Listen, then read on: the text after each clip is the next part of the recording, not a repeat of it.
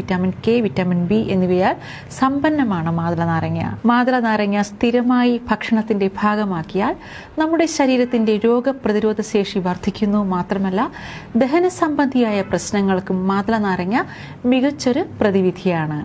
അനാർ എന്നും റുമാൻ ഫ്രൂട്ട് എന്നും മാതള നാരങ്ങ അറിയപ്പെടുന്നു. പുരാതന ഇന്ത്യയിലെ ആയുർവേദാചാര്യന്മാർ മാതള നാരങ്ങയെ ഹൃദയത്തെ ഉത്തേജിപ്പിക്കുന്നതിനായും ഉപയോഗിച്ചിരുന്നു. ഹിമാലയത്തിനും ഈജിപ്തിനും ഇടയിലുള്ള പ്രദേശത്താണ് മാതള നാരകം ഉത്ഭവിച്ചതെന്ന് വിശ്വസിക്കപ്പെടുന്നു. മറ്റ് പഴങ്ങളെ അപേക്ഷിച്ച് വളരെ കാലം കേടാകാത്ത പഴങ്ങളിൽ ഒന്നാണ് മാതളം.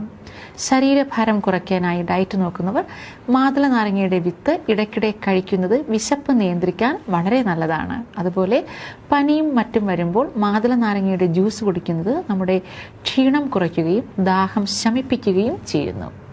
മൂത്രാശയ തടസ്സം, മൂത്രസഞ്ചിയിലെ വീക്കം, ദഹനവുമായി ബന്ധപ്പെട്ട പ്രശ്നങ്ങൾ, പനി, ആസ്മ എന്നിവ ഇടയ്ക്കിടെ വരുന്നത് ഒഴിവാക്കാൻ മാതള നാരങ്ങ പഞ്ചസാര ഇടാതെ ജ്യൂസാക്കി കുടിക്കുന്നത് നല്ലതാണ്. ശ്രദ്ധിക്കുക, പഞ്ചസാര ഇടാതെ തന്നെ കുടിക്കണം. ഇല്ലെങ്കിൽ ഷുഗർ കണ്ടന്റ് ഒക്കെ ഒരുപാട് കൂടുതലാകുമ്പോൾ നമ്മുടെ ശരീരത്തിന് നല്ലതല്ല. അതിനാൽ വെറുതെ തന്നെ മാതള നാരങ്ങ ഒന്നുകിൽ ജ്യൂസായോ അല്ലെങ്കിൽ ജ്യൂസ് അല്ലാണ്ട് വെറുതെ കഴിക്കുന്നതും നല്ലതാണ്. മാത്രമല്ല, നമ്മുടെ മോണകൾക്ക് ബലം നൽകാനും മാതള നാരങ്ങ കഴിക്കുന്നതിലൂടെ സഹായകമാണ്. മാതളത്തിൽ അടങ്ങിയിരിക്കുന്ന വിറ്റാമിൻ സി ശരീരത്തിലെ ഇരുമ്പിന്റെ ആഗിരണം വർദ്ധിപ്പിച്ച് വിളർച്ച വരുന്നത് ഒഴിവാക്കുന്നു. മാതള നാരകത്തിന്റെ ജ്യൂസ്, തൊലി, കായ്, പൂ, ഇല ഇവയെല്ലാം തന്നെ ഔഷധ ഗുണമുള്ളതാണ്. ഇനി മാതളത്തിന്റെ മറ്റ് ആരോഗ്യ ഗുണങ്ങൾ എന്തൊക്കെയാണെന്ന് നമുക്ക് നോക്കാം.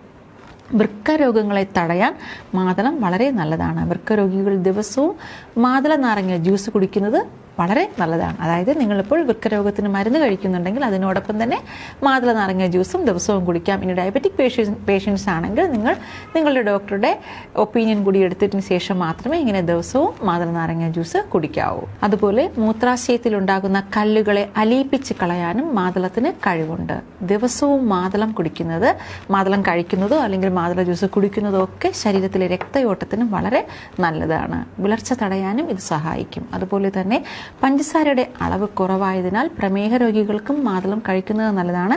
പക്ഷേ എന്നാലും നേരത്തെ പറഞ്ഞത് തന്നെ വീണ്ടും ആവർത്തിക്കുന്നു, ഡയബറ്റിക് പേഷ്യൻസ് ആണെങ്കിൽ ദിവസവും ഒന്നും അങ്ങനെ മാതളം കഴിക്കേണ്ട, ഒന്നിടവിട്ട ദിവസങ്ങളിൽ കഴിക്കുന്നതാണ് നല്ലത്. ഇനി ഇൻസുലിൻ ഒക്കെ എടുക്കുന്നവരാണെങ്കിൽ നിങ്ങളുടെ ഡോക്ടറുടെ നിർദ്ദേശം അനുസരിച്ച് മാത്രം ഇത് കഴിക്കുന്നത് എങ്ങനെയാണെന്ന് തീരുമാനിക്കുക.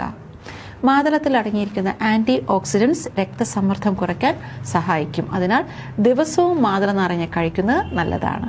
ഒന്നുകൂടെ പറയാം, BP ടാബ്ലറ്റ് കഴിക്കുന്നവരാണെങ്കിൽ തീർച്ചയായും നിങ്ങൾ ടാബ്ലറ്റ് കഴിക്കണം. അല്ലാണ്ട് മാതളം കഴിച്ചാൽ BP കുറയുമെന്ന് കരുതി ടാബ്ലറ്റ് ഒന്നും കഴിക്കാതിരിക്കരുത്.